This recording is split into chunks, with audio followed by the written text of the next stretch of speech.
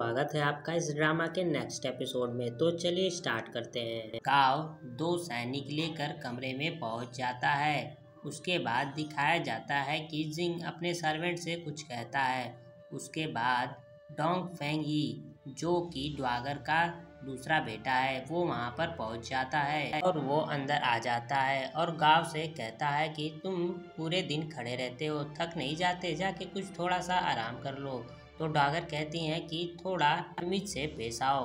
उसके बाद ये ड्वागर से कहता है कि माँ, मुझे मेरे भाई ने बताया कि उसने मेरे लिए भाभी खोज लिया है। तो जेनलिन कहती है कि वो ये क्या कर रहा है।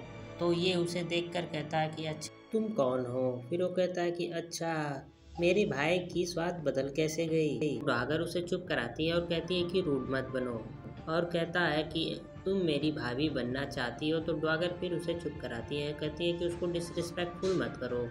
उसके बाद ड्वागर उसे कहती है कि मैं मान गई हूँ जो तुमने पहले कहा था। तो ये ड्वागर को गले लगाकर कहता है कि मैं बहुत खुश हूँ कि आप मुझे बाहर जाने की और खेलने की आज्ञा दे दी है। उसके बाद जेंगलिन उसकी ओर देखकर अपने मन में कहती है कि तुम्हारी भाभी कौन बनना चाहता है। जिंग सोया होता है और अपनी माँ के बारे में बहुत बुरा सपना देखता है और वो उठ जाता है। तभी वहाँ पर जेंगलिन पहुँच जाती है। वो जेंगलिन पूछती है कि क्या तुम ठीक हो। तो जिंग कहता है कि हाँ, मैं ठीक हूँ।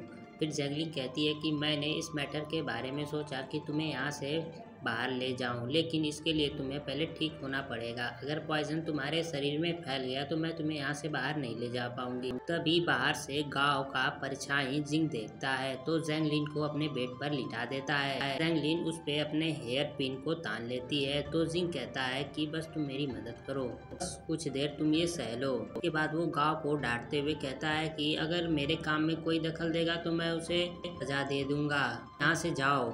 के बाद जेंगलिन उसे धक्का देकर अपने ऊपर से उतार देती है। तो जिंग कहता है कि मुझे माफ कर दो और जेंगलिन वहाँ से चली जाती है। उसके बाद ये जेंगलिन से कहता है कि आज आपकी वजह से मेरी माँ ने मुझे बाहर जाने का और खेलने का आज्ञा दिया है। आप मेरे लिए सच में लकी है। पूछता है कि बाहर कौन कौन सी चीजें मजेदार हैं ताकि कल के लिए हम लोग प्लान बना सके। जेंगलिन कहती है कि मुझे परेशान मत करो, जाओ डोंग फेंग जिंग को ले आओ। तो ये कहता है कि आप मेरे भाई की बहुत ज्यादा केयर करती हैं। अभी अभी ने आपने ये स्वीकार नहीं किया कि आप मेरी भाभी हैं। उसके बाद जेंगलिन वहाँ से जाने लगती है। तो ये कहता है कि आप नाराज हो गई, आपकी वजह से मेरी माँ ने मुझे बाहर जाने की आज्ञा दी है। हम लोगों को आपस में मेल जोल बढ़ाना चाहिए। तो जेंगलिन कहती है कि मैं यहाँ पर किसी के साथ मेल जोल बढ़ाने के लिए नहीं आई हूँ, ना ही मैं जिंग के लिए आई हूँ, मैं यहाँ पर किसी और चीज़ के लिए आई हूँ। तो ये कहता है कि तो आप मेरे लिए आई हैं, मैं तो अभी बच्चा हूँ। ये सुनकर जेंगलिन चिढ़ जाती है। इसके बाद कुछ नौकरों को वह कुछ सामान ले जाते हुए देखती है तो उसे लगता है कि जिंग खतरे में है। इसके बाद वो जिंग के कमरे में चली जाती है। जिंग नहा रहा होता है और पूछता है कि कौन है। तो जेंगलिन कहती है कि मुझे माफ कर दो, मुझे नहीं पता था। तो जिंग कहता है कि मैं अपने जहर निकालने के लिए कल्टीवेटिंग कर रहा हूँ, ये किसी को नहीं पता है। तुम यहाँ पर किस लिए आई हो।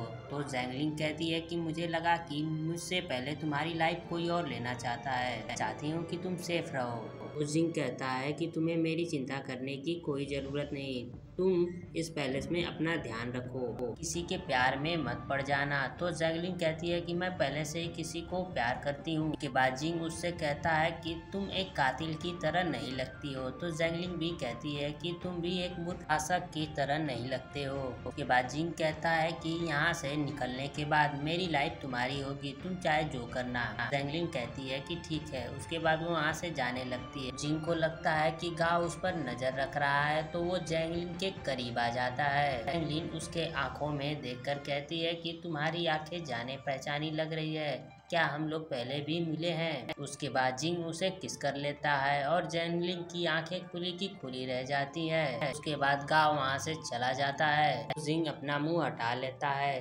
जेंगलिन को कुछ समझ में ही नहीं आता, वो बस खड़ी की खड़ी रह जाती है और ये एपिसोड यहीं पर खत्म हो जाता है।